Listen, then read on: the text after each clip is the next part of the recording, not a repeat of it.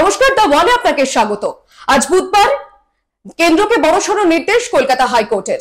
গত 3 বছর ধরে 100 দিনের কাজের যে প্রকল্পের একটি টাকাও বাংলাকে ছোঁয়নি নরেন্দ্র মোদীর সরকার। দুর্নীতির অভিযোগ তুলে একটি টাকাও বাংলাকে ছোঁয়নি নরেন্দ্র মোদীর সরকার। তবে এবার 1 আগস্ট থেকে সেই প্রকল্প পুনরায় চালু করার নির্দেশ দিচ্ছে কলকাতা হাইকোর্ট। আমার সঙ্গে শঙ্খদীপদা রয়েছেন। শঙ্খদা, এই সিদ্ধান্ত, কলকাতা হাইকোর্টের আজকে যে সিদ্ধান্ত, সেই সিদ্ধান্ত রাজ্যের জন্য কতটা গুরুত্বপূর্ণ? দেখো, রাজ্যের জন্য তো ইতিবাচক বটেই, এবং রাজ্যের লক্ষ লক্ষ যে শ্রমিক মজুর গ্রাম বাংলা, তাদের জন্য খুব পজিটিভ। এই যে 100 দিনের কাজের প্রকল্পের যে দুর্নীতির অভিযোগ, দুর্নীতি যে হয়েছে এটা নিয়ে কোনো সংশয় নেই, ঠিক আছে। কিছু কিছু ক্ষেত্রে দুর্নীতি হয়েছে, কিন্তু সেটা যেমন একটা অনিয়ম, তেমনই 3 বছর ধরে এই প্রজেক্টের টাকা বন্ধ করে রাখা এটা অনাচার। আমি বারবার বলেছি যে এটা অনাচার, এবং এটা বিভিন্ন মহল থেকে এই অভিযোগ উঠেছিল যে শুধুমাত্র পলিটিক্যাল রিজনে এই টাকাটা বন্ধ করে রাখা হয়েছে।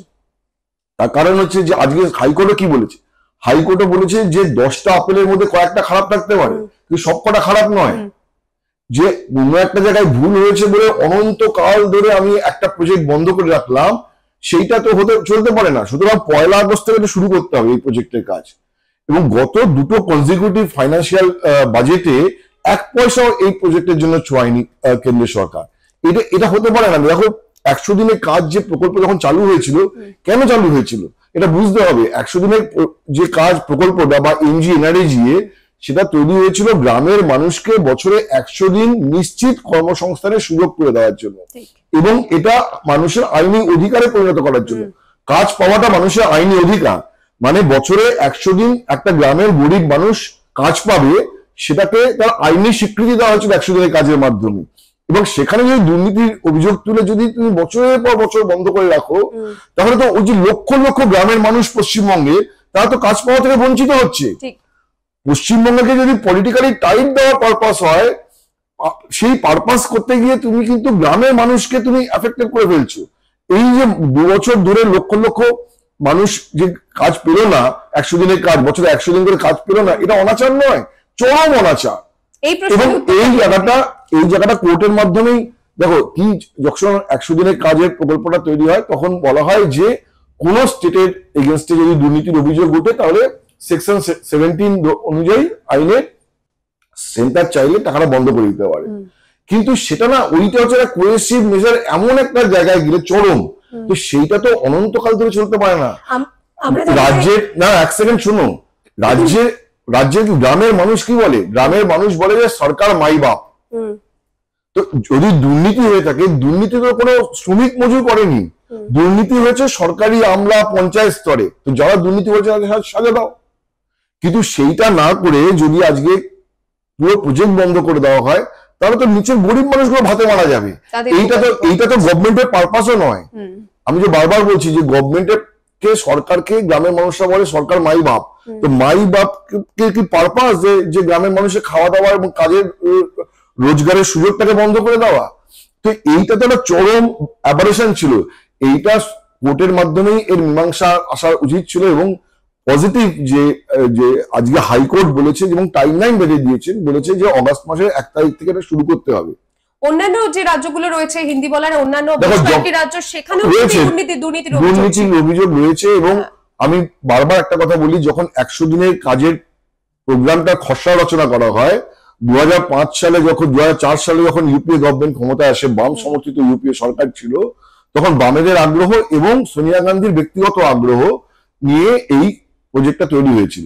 এবং তখন রঘুবংশ প্রসাদ যাদব, উনি ছিলেন গ্রামোন্নয়ন মন্ত্রী, আরজেডির নেতা, গ্রামোন্নয়ন মন্ত্রী। রঘুবংশ প্রসাদ যাদব এই প্রকল্পের ব্যাপারে প্রচন্ড আন্তরিক ছিলেন, অত্যন্ত সৎ একনিষ্ঠ একজন নেতা, অঙ্কের অধ্যাপক ছিলেন একটা সময়।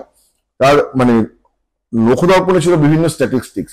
তো রঘুবংশ যাদব উনি বলতেন যে এই প্রজেক্টের দুর্নীতি হবে গ্রামাঞ্চলে, কিন্তু দুর্নীতি করলেই প্রজেক্ট বন্ধ করা যাবে না, কারণ প্রজেক্ট বন্ধ করলে গ্রামের মানুষ এফেক্টেড হবে। তো ফলে দেখা যাচ্ছে যে যখন 2005 সাল থেকে এই প্রজেক্ট বাস্তবায়িত হয়, তখন বিভিন্ন স্টেটে এর দুর্নীতির অভিযোগ উঠেছে। পাশের রাজ্য উড়িষ্যা, সেখানে দুর্নীতির অভিযোগ রয়েছে 100 দিনের কাজে। কদিন আগে আমরা দেখলাম যে গুজরাটে বিজেপিরই কোন এক নেতার ছেলে 100 দিনের কাজে দুর্নীতি করেছে বলে তাকে গ্রেপ্তার করা হয়েছে। তো দুর্নীতি হচ্ছে, কিন্তু তার মানে যদি প্রজেক্ট বন্ধ করে দাও, দুর্নীতির রাস্তাটাকে বন্ধ করতে হবে, কিন্তু প্রজেক্টটা বন্ধ করে দিলে কারা সাফার করবে? সাফার করবে হচ্ছে গ্রামের মানুষ।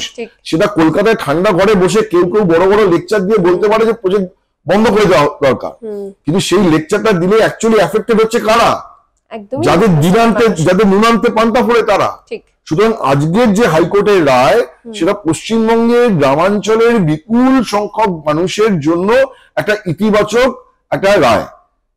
তারা যদি কাজ পায় তাহলে একটা এতগুলো মানুষের একটা সুরাহা বন্দোবস্ত একটা কিছু হবে। কেন্দ্রের তরফে বলা হচ্ছে যে যারা সত্যিই কাজ করছে তাদের জন্য কিছু বলার নেই, কিন্তু কারা কাজ করছে সেটা খতিয়ে দেখবে কে, এই প্রশ্নটা উঠছে কেন? বা এই প্রশ্নটা তো অনন্ত, এই প্রশ্নটার উত্তর খোঁজার জন্য যদি আমি 3 বছর সময় নিই, তাহলে 3 বছর ধরে কারা সাফার করছে? ঠিক, তাহলে যেই অফিসার এই কথা বলছেন তার রেসপন্সিবিলিটি নেই যে গ্রামের মানুষ যে এতদিন ধরে কাজ পাচ্ছে না? তাহলে দুটো তো সাইমালটেনিয়াসলি চলতে পারে, কাজও দেওয়া হতে পারে, প্রকল্প চলতে পারে, অ্যাট দ্য সেম টাইম যে প্রকল্পে স্বচ্ছতা আনার প্রজেক্টটা চলতে পারে। প্রকল্পে স্বচ্ছতা আনতে গিয়ে যদি বছরের পর বছর কেটে যায় এবং বছরের পর বছর ধরে গ্রামের মানুষগুলো কাজ না পায়, তার দায়টা কার? এই তো প্রকল্প আবার 1 আগস্ট থেকে চালু হতে চলেছে, আবারও সেই টাকা বরাদ্দ হবে, কিন্তু সেখানে কি আবারও দুর্নীতি হবে না? কিংবা দুর্নীতি হলে কি আবারও বন্ধ হয়ে যাবে? দুর্নীতি দেখো, পশ্চিম ভারতবর্ষের মতো একটা এত বড় একটা দেশ, সেখানে এক সময় রাজীব গান্ধী বলতেন যে গ্রামে 1 টাকা পাঠালে 20 পয়সা গিয়ে পৌঁছবে। তারপরে কি গ্রামে 1 টাকা পাঠানো বন্ধ হয়ে গেছিল? আজকে যদি গ্রামে তখন রাজীব গান্ধী 1 টাকা পাঠানো বন্ধ করে দিতেন, তাহলে তো আজকেও গ্রামগুলো কত পিছিয়ে থাকতো। কত গ্রাম আধা মফস্বল থেকে মফস্বল হয়েছে প্রায় শহরের পথে, তাহলে তো গ্রামের উন্নয়ন হতো না। তো এটা তো পারপাস না, পারপাস হচ্ছে ইউপিএ রেজিমেই বলা হয়েছিল যে যেহেতু এই প্রজেক্টটাতে একটা দুর্নীতির আশঙ্কা রয়েছে, সুতরাং ট্রান্সপারেন্সির চেষ্টা করা হোক। তো ফলে তখন থেকেই করা হয়েছিল কি, যে যারা উপভোক্তা, যারা কাজ পাবে, তাদের ব্যাংক অ্যাকাউন্টে ডাইরেক্টলি টাকাটা দেওয়া হবে। তো এইভাবে তো একটা স্বচ্ছতার প্রক্রিয়া শুরু হয়েছিল। তো স্বচ্ছতা প্রক্রিয়া তো চলতেই পারে, কিন্তু তারপরে কাজটা বন্ধ করে দেওয়া হবে কেন?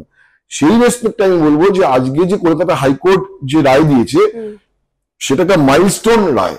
একদমই তাই, সেটা মাইলস্টোন রায়। এবং এইটাতে আজকে পশ্চিমবঙ্গের তৃণমূল সরকারের সুবিধাই হলো, পলিটিক্যালি যদি আমরা দেখি বিজেপির অসুবিধা হলো। বিজেপির অসুবিধা হলো কারণ তো বিজেপির উপরই তো দায় থাকবে, যে কেন্দ্রের উপরই দায় থাকবে যে টাকাটা এতদিন ধরে বন্ধ করে রাখা। সেখানে কি রাজ্য বিজেপির কোনো অসুবিধা হলো? রাজ্য কেন্দ্র যাই হোক, রাজ্য বিজেপি তো অসুবিধা হবে। এখানে তো পশ্চিমবঙ্গের রাজনীতি তো রাজ্য বিজেপি করে, এখানে তো নরেন্দ্র মোদী সে রাজনীতি করেন না।